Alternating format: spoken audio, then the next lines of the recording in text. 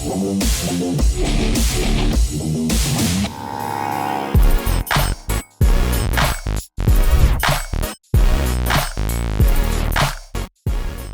Jarum terkenal dengan pembinaan atlet-atlet muda bulu tangkis Indonesia.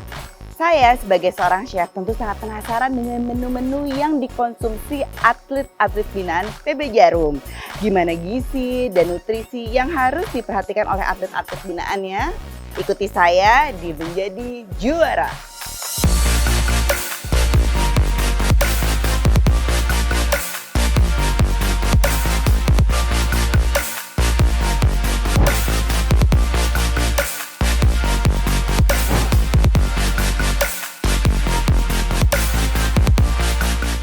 Hai Sobat Juara, sekarang aku sudah berada di kantin PB Jarum. Sekarang semuanya lagi pada ngumpul U13 dan juga U11 dan ada juga James di sini yang abis pulang sekolah. Udah saatnya makan siang, jadi kita makan siang bareng yuk ya. Sambil ngobrol-ngobrol juga.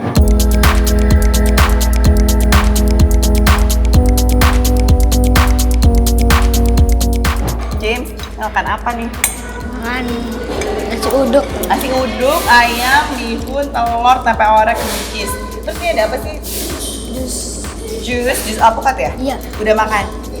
Belum, ini nanti terakhir ya? Iya. Enak gak? Yang kamu paling suka makanannya apa? Nasi kuning. Nasi kuning? Tapi lauknya sama kayak gini juga ya? Yang kamu paling gak suka apa? Sayur hijau? Suka sayur lah? Suka. Suka loh, buncisnya habis semua suka ya?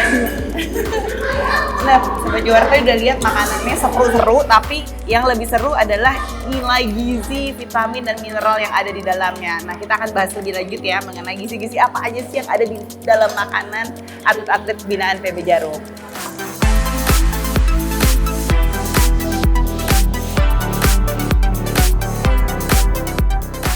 Kalau di sini, kamu ada larangan nggak? Pantangan nggak boleh makan apa itu? Permen? Oh, permen boleh. Permen boleh, snack? Snack, kalau snack ciki itu nggak boleh. Gorengan?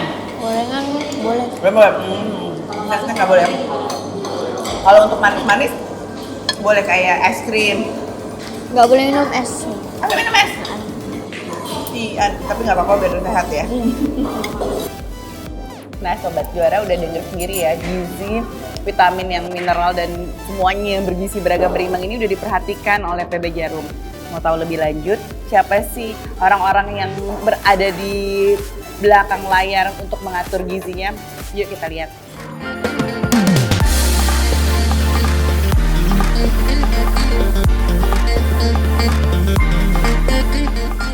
Nah Sobat Juara, kita langsung lihat aja yuk siapa sih dokter yang berperan penting untuk mengatur gizi anak-anak PB Jarum ini. Selamat siang dok. Apa kabar? Aku Chef Fania.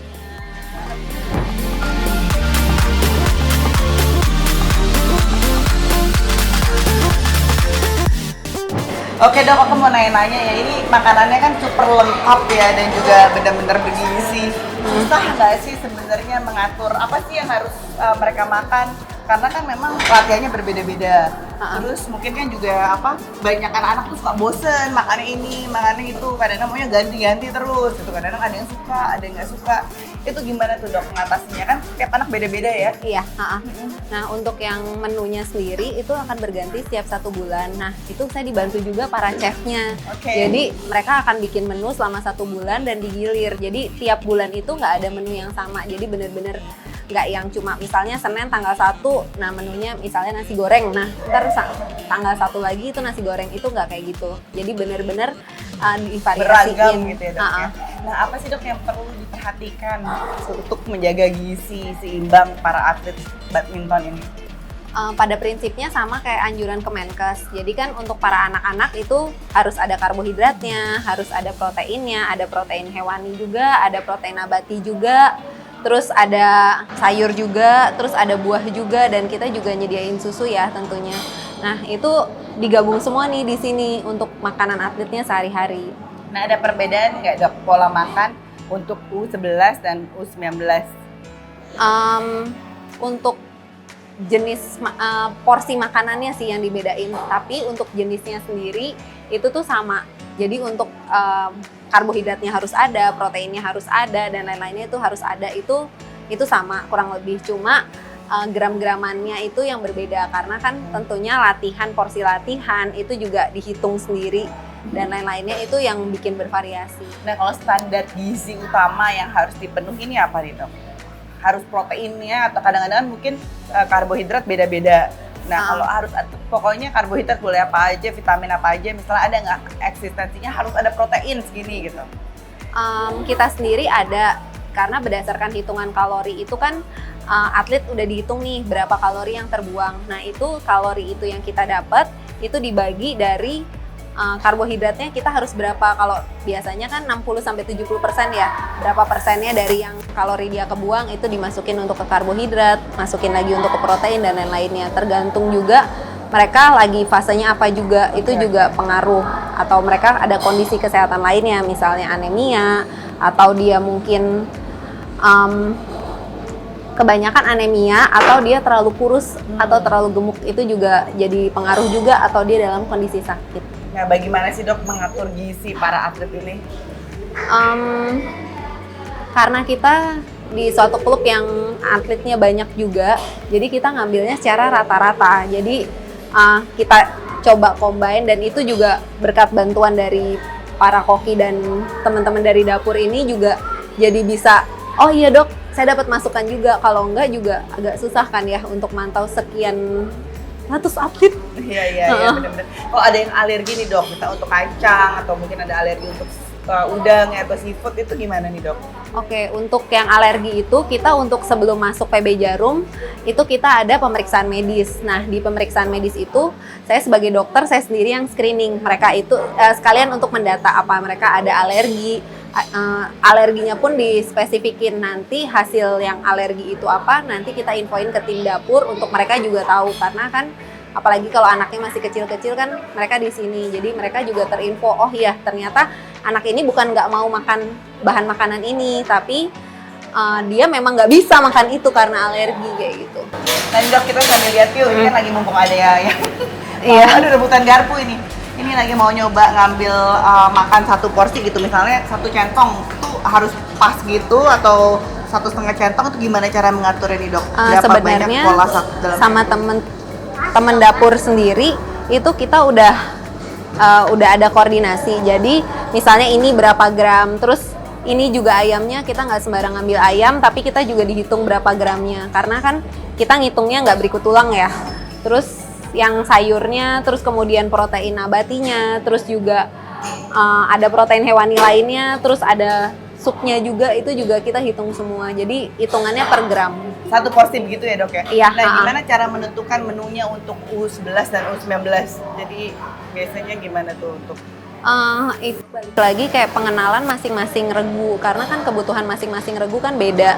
Jadi untuk saya sendiri awalnya adaptasi di sini juga mesti ngelihat pola masing-masing regu, karena kan nggak bisa disamaratain kayak gitu, dan itu juga harus koordinasi ke pelatih juga, karena gimana pun yang ngasih latihan kan pelatih juga. Jadi lebih ke situnya sih, lebih variasinya. Nah, selain makanan, katanya para atlet itu harus mengkonsumsi susu. Nah, itu berapa liter per hari atau mungkin jumlahnya berapa?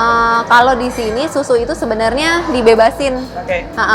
Kita emang nyediain susu di chiller dan anak-anak bebas untuk ngambil itu seberapanya. Cuma memang diedukasi at least segelas atau 2 gelas sehari itu wajib. Yeah. Tapi selebihnya kan ada anak yang memang doyan susu, mau nambah kayak gitu-gitu. Boleh ya?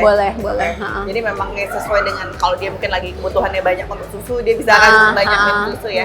Dan kandungan atau makanan apa aja yang nggak boleh dikonsumsi oleh para atlet ini? Pelan-pelan anak-anak ini juga kita edukasi untuk makanan yang tinggi lemak, itu misalnya junk food atau jajanan-jajanan tuh anak-anak SD kan biasa banyak tuh jajanan di luar kayak cilok, cilor dan lain-lainnya. Nah itu juga kita berusaha ngedukasi, coba deh pilih makanan yang lebih baik, karena sayang kan eman-eman udah latihannya berat, terus dia kalau ditambah makanan yang tinggi lemak bukan dapat hasil yang kita pengen. kayak gitu. Iya. Dan biasanya untuk satu kali makan berapa menu nih dok? Kayak tadi kan aku lihat ada nasi uduk dicampur 1, 2, 3, 4, 5 ya, sampai 5 menu. Tiap hari emang begini dok, ada 5 menu yang berbeda. Iya, kurang lebih kita total sama susu sama buah itu ada kurang lebih 6-7 menu. Wow, jadi benar-benar banyak ya variasinya, variasinya satu kali makan ya. segitu. Bahkan biasanya kan kalau di rumah cuma kayak ada 2-3 menu, ini ada 7 variasi menu termasuk makanan mereka dessert sama buah, ya, sama dessert susu. ya. Dan untuk pembagian jam makan nih gimana untuk U11 dan U19? Untuk pembagian jam makan sendiri itu biasanya anak-anak tergantung jam latihan mereka. Oke. Mereka ada yang selesai duluan, nah itu biasanya makan duluan.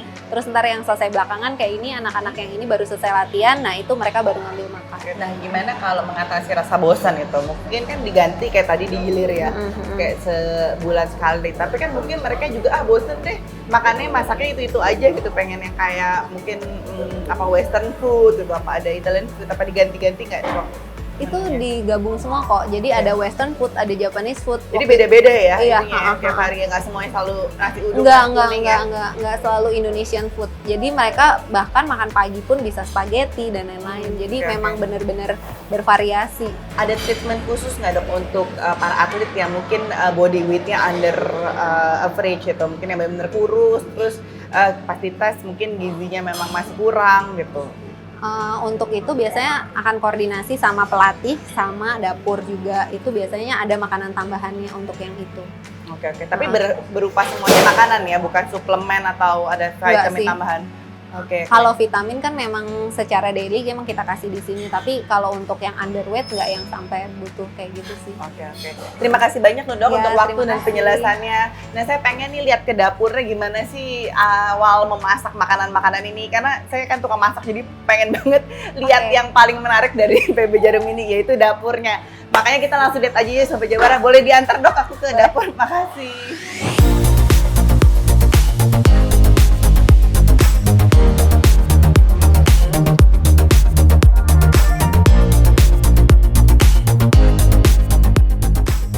Nah, mending sekarang kita langsung lihat aja my favorite part of the room, dapurnya. Yuk.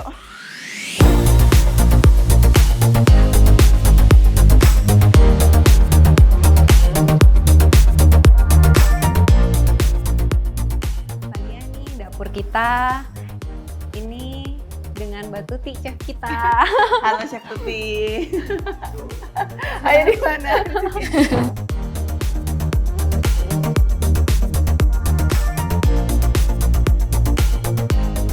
Jadi hari ini menunya apa? Menu untuk siang tadi ini nasi uduk. Nasi uduk. Untuk malam ini berarti prepare lodeh ya? Iya. Lodeh terus apa lagi? Ada ayam bumbu kuning, terus ada rendang. Lodeh, bumbu kuning, rendang. Waduh banyak banget terus. Oh iya, terus ada oseng daun singkong. Oseng daun singkong, Terus ada tahu dibuat oseng gitu. tahu oseng. Tapi belum mulai semua. Masih ini aja ya chef, lodeh dulu Iya, ya. iya. Ini di belakang juga udah ada itu lagi dessert untuk semangkanya. dessertnya ya. Nih, Jus dessertnya udah semangka. ada jus semangka mangkoknya. Jus semangka jeruk. Nanti aku minta satu ya. Iya. Nah chef mau nanya dong, udah Iya. berapa lama sih menjadi chef di PB Jarum ini? Oh, saya di sini sudah 16 tahun. 16 tahun, Iya. baru 16 tahun. Iya, baru. Nah ada pengalaman kesan-pesan apa nih dok? Dok lagi chef di sini chef? Kesan pesannya maksudnya? Ada yang menarik ya? Oh makannya ternyata harus bikinnya harus banyak gitu. Ternyata biasanya kan kalau di rumah makan cuma kayak satu porsi sama iya. dua. Kalau di sini emang jumlahnya banyak, tergantung jumlah dari atletnya itu. Kadang Oke. juga sampai 150, Wow. kadang kalau dikit itu sampai 60 gitu aja. Kalau menu makan pagi ini apa aja chef? Kalau makan pagi itu simple aja, kan tidak terlalu berat. Hanya Apa yang apa? contohnya? biasanya itu Kayak spaghetti makanan itu. utama, Ya, iya, spaghetti, spaghetti sama omelet, Omelet, gitu. terus ada apa kemarin tadi kita nasi rawon, nasi soto. Itu ya. Ya kalau siang apa nih, Kalau Dok? siang itu Kayak tadi nasi malah uduk lebih ya? banyak, iya. Nasi uduk, ya. Lengkap. Lengkap. Oh ya. Oh, kalau malam. Kalau malam juga lengkap. Nah kalau pagi kita tadi udah masak spaghetti, masak nasi rawon itu mulai dari jam berapa? Kita masak mulai jam 4 pagi. 4 pagi itu udah harus prepare Iya, ya. itu Belum jam lagi. jam 5 udah siap. Jam 5 udah siap. Udah sampai di depan. Oke, jadi jam 5 udah sampai di depan. Untuk makan siang siapin jam Kalau makan siang jam 10:30 sudah ada di depan. 10:30. Iya. Untuk prepare di Untuk dapur. prepare setelah kita masak masakan pagi, Oke. kita melanjut ke Langsung? persiapan ke masakan siang. Oke, istirahatnya kapan nih, Chef? Nggak ada. Terus jumlah menu, misalnya satu porsi kayak tadinya nasi kuning atau nasi uduk itu kan saya lihat banyak tuh, Dok. Iya. Chef ada kayak 6 apa 7. Jadi Iya. harus ada ketentuan nggak? Oh, maunya 6, harus apa 7 atau terserah chef nih biasanya. Ya tergantung dari apa namanya macamnya, Mm-mm. pasnya itu menu itu. Oh, Semisal nasi uduk gitu kan gandengannya beberapa Bihun, ada tadi buncis, ayam, kalau cuma telur, beda lagi tomat. kalau cuma ayam sop buntut gitu kan paling enggak itu hanya 5 macam. Oke, nah menu favorit anak-anak di sini nih, chef Mereka apa? sukanya sop buntut. Sop buntut. Lele goreng. Tahu aja mahal ya. Lele goreng, terus sayur bening gitu. sayur bening. Kalau western food mereka suka nggak, chef? Kayak Itu- spaghetti, sushi gitu-gitu. Kalau sushi pernah itu mereka enggak suka. Kalau spaghetti oke. Ada- Kalau tadi pagi makaroni oke, habis. Habis semuanya. Iya. Terus kalau enggak gitu sama diselingi sama roti juga. Oh, roti sandwich gitu suka, Enggak, Dok? roti gandum. Oh, roti gandum. Sama selai gitu. Sele, oke. Terus gimana sih mensiasati supaya para anak-anak atlet ini nggak bosen gitu, chef? Kan biasanya kita ganti menu setiap sebulan sekali, tetap aja Iya. anak-anak, aduh kok ini lagi gitu. Gimana tuh, chef? Kita lihat apakah masakan itu mereka sukai apa enggak. Kadang kan mereka enggak dimakan toh.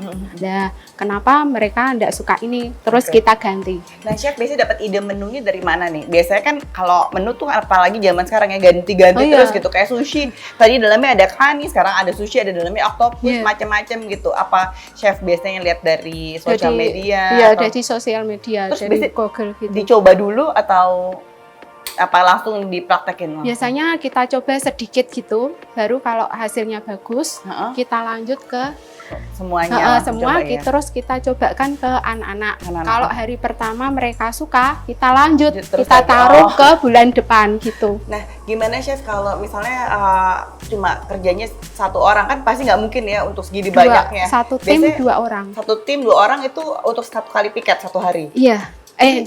Satu Kan kali makan. satu hari 3 shift. Pagi. Oh, satu hari. Jadi untuk Heeh. makan pagi, siang, malam nih beda-beda semua Beda, chefnya. beda. Oh, dua orang. 2 orang pagi, Heeh. terus lanjut jam 7, Heeh. lanjut lagi jam 12 sampai malam jam 8. Oke, jadi tiga shift Tiga ya, biar shift. beda-beda ya. Iya. Oke, jadi bisa di rolling ya. Iya. Nah, kalau selama di sini apa chef, ada hal apa yang paling menantang bagi seorang chef?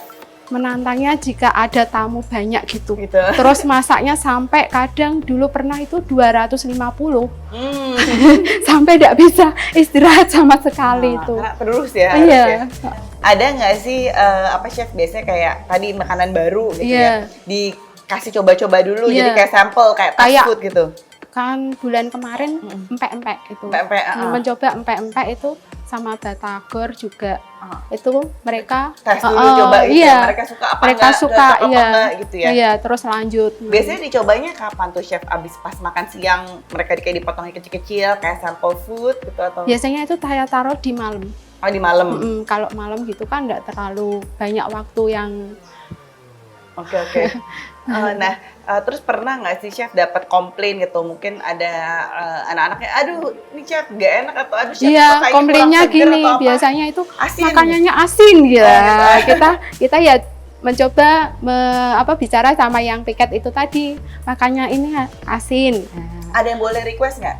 Aku Ada. mau minta besok nasi kuning yang nasi Ada. telur yang ceplok gitu, ada ya? Yang kemarin baru kan minta sate apa itu namanya sate taichan tahu itu, terus saya coba, saya keluar ke Oh, iya, bener hebat ya chef. Jadi harus memenuhi juga mereka pengennya mereka apa. mintanya sebenarnya apa, ide ya. request apa gitu, kita keluar ke. Ide apa ya? Iya, Tapi biar mereka nggak biasanya bosan. Oh, biasanya ngobrol informal aja gitu Iya, kan? kita sama pelatih. kalau pelatih biasanya kan sama anak-anak, mereka mintanya ini lah. Pelatih bilang ke kita gitu. Maunya ini request ya, udah kayak restoran gitu. Besok mintanya ini Iya, gitu ya, terus kita oke. ganti yang menu yang enggak mereka sukai gitu, terus kita ganti gitu. Ada nggak chef yang mereka, aku nggak mau ini lagi gitu, jangan ada menu ini lagi gitu? Nggak ada. Nggak ada ya? Pokoknya yang udah keluar sini ya mereka harus makan di sana. Oke, terima kasih banyak Iya. chef untuk waktunya. Silakan Iya. masukin lodehnya ya. Masih Iya. banyak ya chef, ini baru satu menu ya. Iya. Masih ada 5 menu lagi ya.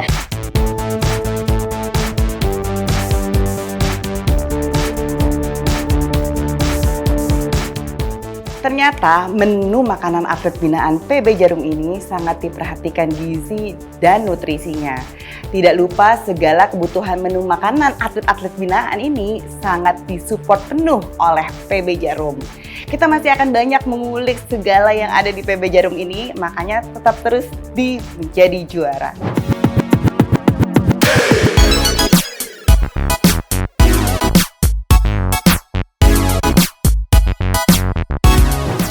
Nah, Sobat Juara, tadi kan kita sudah melihat gimana rahasia di balik makanan dan gizi para atlet binaan PB Jarum ini.